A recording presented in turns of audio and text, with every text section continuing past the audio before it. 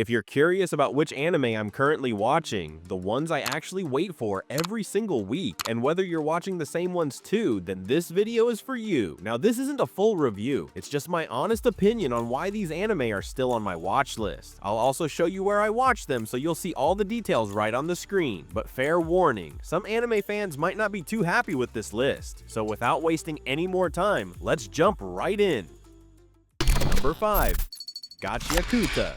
This anime has been heavily promoted, just like Kaiju number 8 Season 1, and judging from how the story is unfolding so far, I think this anime might deliver a similar impact, but honestly, my hopes for this one are even higher. The plot itself might not be entirely unique, but the situations it presents feel fresh and different. What's really keeping me hooked is the revenge element. I'm just waiting for that moment when it finally comes to the surface. The story is set in a world where people are judged and discriminated against based on their crimes, and anyone who commits a major crime gets thrown into a massive pit of garbage, a place from which no one has ever returned. After the first 2 episodes, there was a week when no new episode dropped, and that's when I realized how excited I actually was for this anime.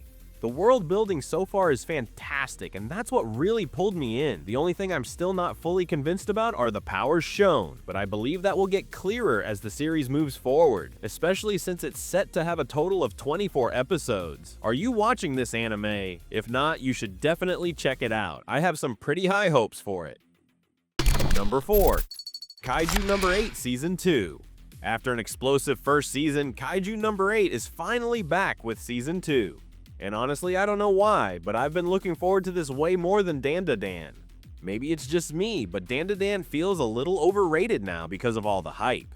The story follows Kafka Hibino, who lives in a world constantly under attack by massive monsters called kaiju. Taking down these creatures is the job of the Defense Force, a team Kafka dreams of joining. But here's the twist. After an encounter with a strange insect, Kafka himself transforms into a kaiju. Even though it has the typical qualities of a shonen anime, Kaiju number 8 still manages to feel fresh and entertaining thanks to its unique perspective. The animation may not be mind-blowing, but what really pulls you in is the emotional connection. You actually feel close to Kafka and the other characters. Season 2 introduces a lot of new faces, yet the action is just as fantastic as before. Personally, my favorite character is the First Division captain, probably because, like me, he's super lazy but still a total badass. Now the big question is, will Kafka become humanity's ultimate weapon, or will Kaiju number 8 completely take over?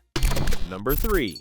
To Be Hero X. This is the only anime I've been watching since April, and honestly, there hasn't been a single moment where I felt bored. Every episode keeps raising the bar, the animation quality is top-notch, and the most important thing that keeps me hooked is the fact that, even though it's a Chinese animation, a donghua, it's actually getting an official English dub.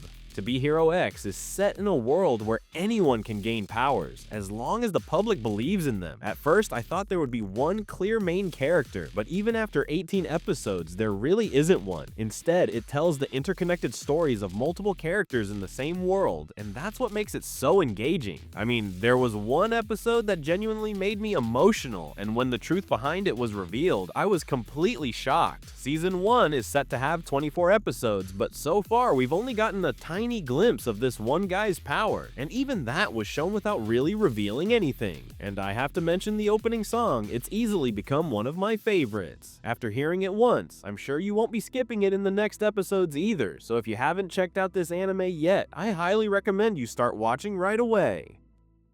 Number 2.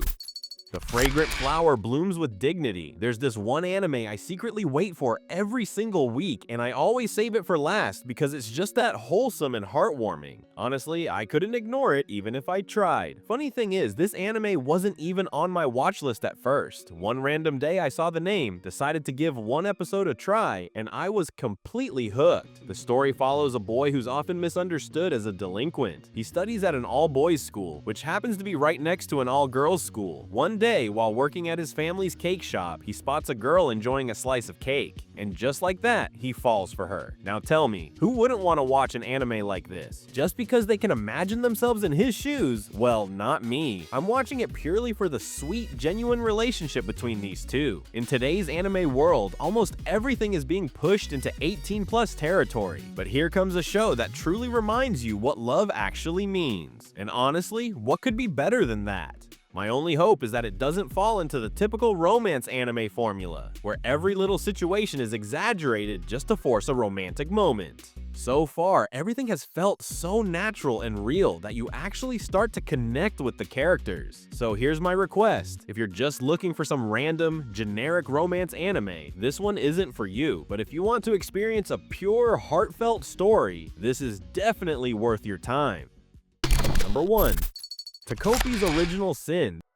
This anime came out of nowhere and suddenly became the highest rated anime of 2025. Honestly, Takopi's Original Sin wasn't on my watch list or probably anyone else's. Then out of the blue, episode 1 drops with a rating of over 9, and by the time the episode ends, you finally understand why it began with such heavy disclaimers and mental health helpline links. Takopi is basically a dark twist on Doraemon. Instead of a cheerful robotic cat, Takopi is an alien from the Happy Planet who comes to Earth with gadgets to help Shizuka, but once you see the world through Shizuka's perspective, the trauma hits hard, and just when you're starting to recover from it, the shift to Marina's perspective strikes a nerve so deep you can't even decide what's right or wrong anymore. For me, this anime was absolutely traumatizing, but it also taught me something. A story's hero and villain entirely depend on who's telling it, and trust me, you'll truly understand the meaning of the title when Takopi smashes that camera. Don't worry, no spoilers here. Season 1 just wrapped up with 6 episodes and I can't recommend it enough. Definitely give this anime a shot. So those were the 5 anime I'm currently watching and really hoping will keep getting better. Now, I'd love to know, what anime are you watching right now? Drop it in the comments below. If you enjoyed the video, make sure to hit that like button, and if you're new here, don't forget to subscribe for more anime content. I'll catch you in the next video. Until then, arigatou gozaimasu!